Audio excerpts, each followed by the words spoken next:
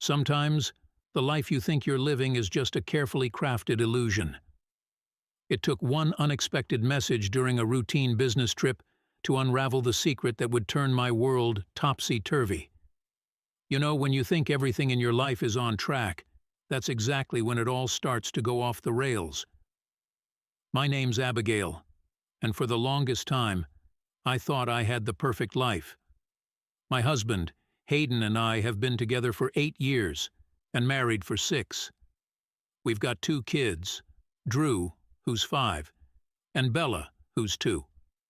They're my world, and until recently, I thought they were Hayden's too. Our life wasn't a fairy tale, but it was good. We had our ups and downs like any couple, but we always found our way back to each other. Or at least, that's what I believed. Do you remember when we first moved into this house? I asked Hayden one night as we sat on the couch after the kids had gone to bed. Yeah, he replied, a soft smile playing on his lips. You were so excited about that big backyard for the kids to play in. And you, I laughed, nudging him with my elbow, you were more excited about the garage space for all your tools. He chuckled, his hand resting on my knee. Well, it was a pretty big garage. Those little moments, the ones that seem so insignificant, they're the ones you hold on to when things fall apart. I didn't know it then, but that night was one of the last times I'd feel truly at ease with Hayden. A few weeks ago, my boss asked me to go on a business trip. I was supposed to be away for a week, which was longer than usual, but Hayden assured me he had everything under control. Don't worry about a thing, Abby, he said as I packed my suitcase. I'll take care of the kids. You just focus on work, okay? I know you will, I replied, trying to smile. But if you need anything, call me. I can always— Abby, he interrupted, pulling me into a hug. We'll be fine. I promise. And with that, I kissed Drew and Bella goodbye, and I was off. The first couple of days were hectic, filled with meetings and conference calls, but every night, I'd call home to check in. How's everything going? Great, Hayden would reply, the sound of the kids' laughter echoing in the background. Drew's been practicing his soccer, and Bella's been working on her art. We're good, babe. Don't worry. I wanted to believe him, and I did, until that third day. I was in the middle of a meeting when my phone buzzed. Lydia, one of my closest friends, had sent me a text. I ignored it at first, but then it buzzed repeatedly. Finally, I excused myself and stepped out of the room to check my phone. The first message was a photo. It showed Drew and Bella playing in someone's yard, a yard I didn't recognize. But they weren't alone. A woman, someone I didn't know, was there with them. She was holding Bella in her arms while Drew ran around her, laughing. The second message came almost immediately after.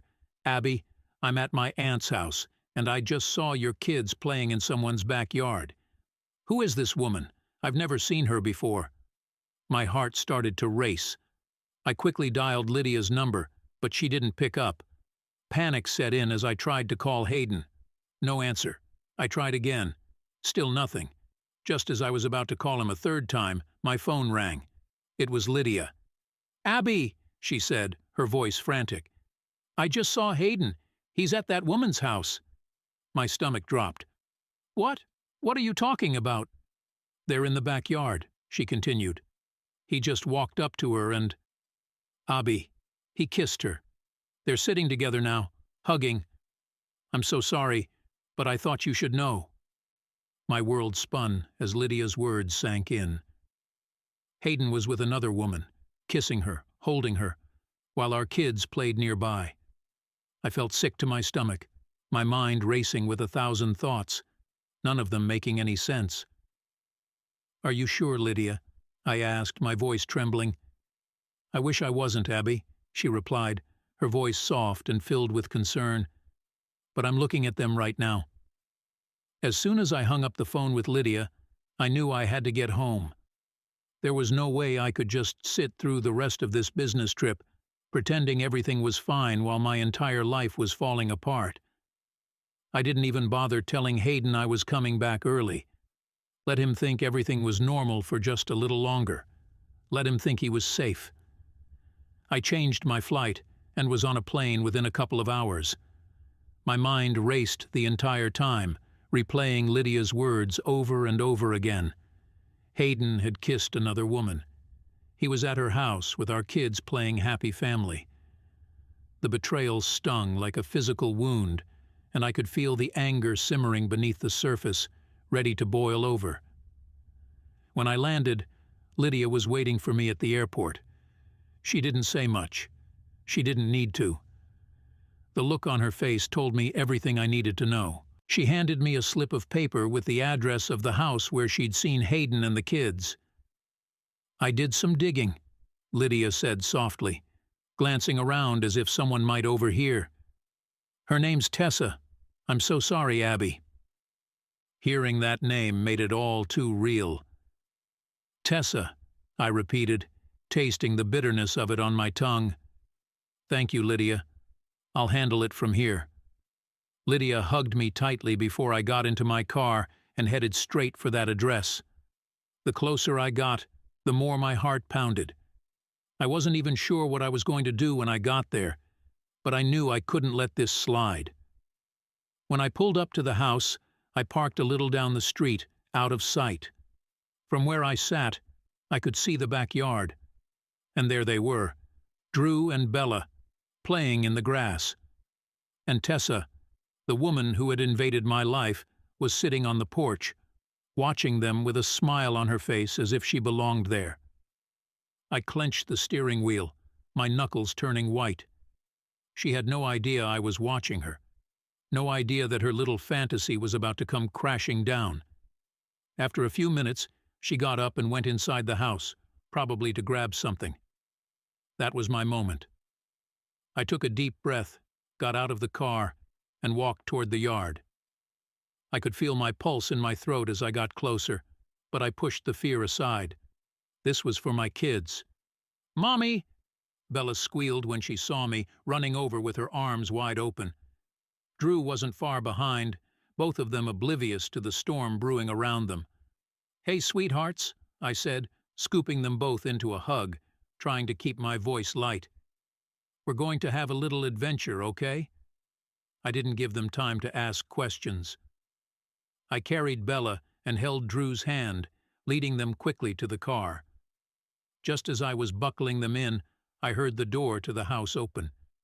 I glanced up to see Tessa standing on the porch, staring at me in shock. What are you doing?" she yelled. I didn't answer. I didn't owe her anything. I got into the driver's seat and started the car. As I pulled away, I saw her running after us in the rearview mirror, her phone pressed to her ear. Good. Let her panic. Once we were far enough away, I pulled into a nearby hotel and checked us in. The kids were full of questions. "Where's Daddy? Why are we at a hotel?" But I just told them we were on a surprise trip, and they'd see Daddy soon. They seemed to buy it, though I could tell Drew was suspicious. He was too smart for his own good sometimes. A few hours passed, and I finally worked up the nerve to call Hayden. I wanted to hear the fear in his voice. I wanted to see how he would handle this. "Hey," I casually said when he picked up, forcing a calmness I didn't feel. "Abby?" His voice was shaky. "Where are you?" "I'm still on my trip," I lied, watching my kids as they settled in front of the TV. "How's everything at home?" Everything's fine," he stammered. "Just, the usual." I bit back a smile. "Good. Well, I have to go. See you soon." Before he could say anything else, I hung up. I wanted him to sweat a little longer. Half a day passed before he called me back, his voice nearly cracking with desperation. "Abby, I have to tell you something. The kids, they're gone. I don't know what happened, I swear. I left them with Tessa?" I interrupted, my tone icy. There was a long pause on the other end. You know?" "Yes, Hayden. I know everything. Don't bother explaining. I'm coming home." I hung up before he could respond and gathered the kids. They were starting to get antsy, and I figured it was time to bring this charade to an end. When we got home, Hayden was waiting on the porch, his face pale and his hands shaking.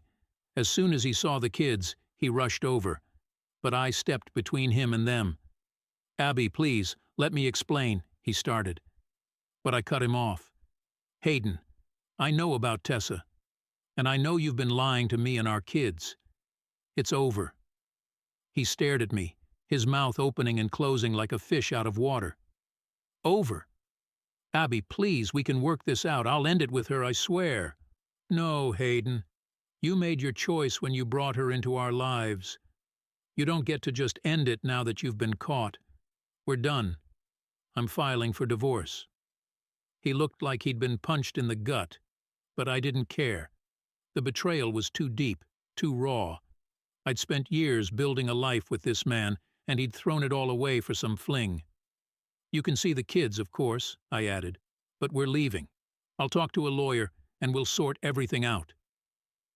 Tears filled his eyes, and for a brief moment, I almost felt sorry for him. Almost. But then I remembered how he had kissed her, how he had lied to me with a straight face, and that sympathy evaporated. "Abby, please," he begged, but I was already turning away, leading the kids into the house to pack our things.